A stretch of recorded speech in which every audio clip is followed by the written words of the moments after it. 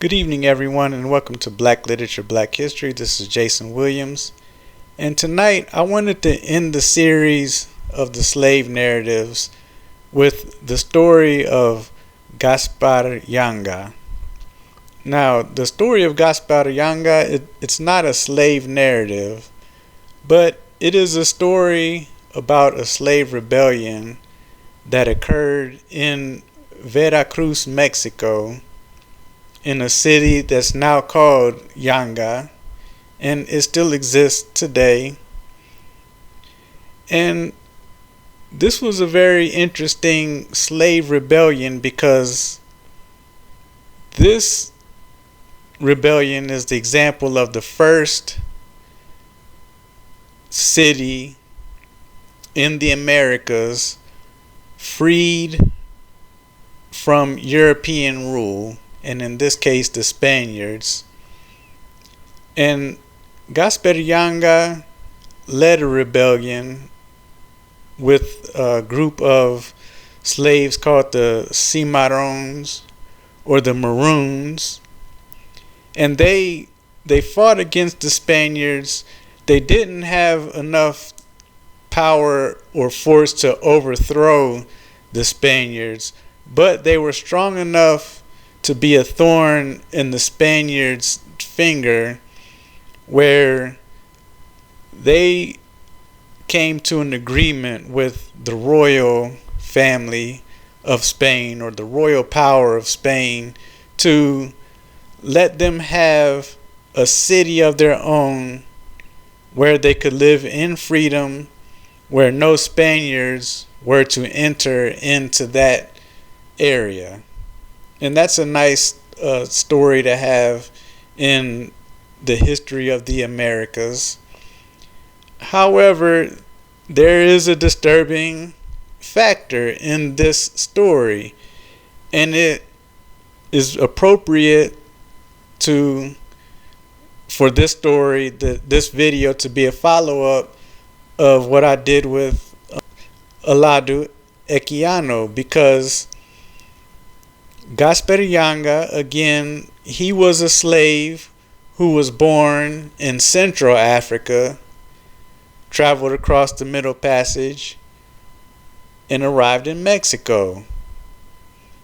And the reason why I can relate this to Alado Equiano is because in the treaty that the Cimarrones arrived to with the Spaniards,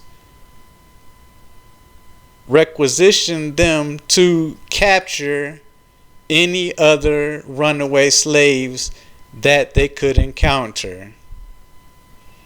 Again, this shows a difference between the slaves born in America, like Harriet Jacobs and Frederick Douglass, compared to slaves or Africans born in other countries. Again, Gaspar Yanga and his slaves wanted to free themselves without concern of anyone else. When they got that treaty with the Spaniards to be free, they agreed to capture and turn in any other runaway slaves.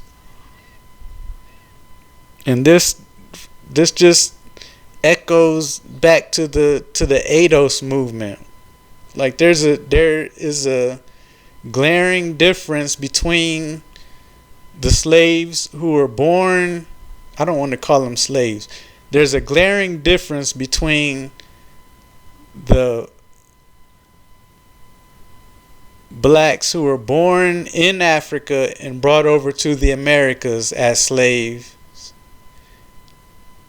to the slaves born in slavery.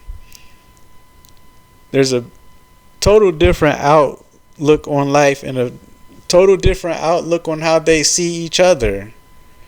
And it's a glaring difference. And that is also representative of the roots of the ADOS movement. We see each other differently than how people from other countries view. Like, we don't have the same background. The slaves who were born in America, they were like, we're all slaves. They would have their little fights and scuffles between who had the best slave plantation and nonsense like that, which is documented in Harriet Jacobs' narrative. But this tribalism, this countrymen, and we're from here and we're these slaves and forget the rest of you, that didn't exist in the slave narratives from those born in America, from what I have read so far. Maybe there are some, but I haven't read those yet. So, inspiring story. Gaspar Yanga, slave rebellion, freed himself and his people from the Spaniards in Mexico. However, agreeing to capture and turn in any other runaway slaves is kind of takes away from the story. Again, this is Black Literature, Black History.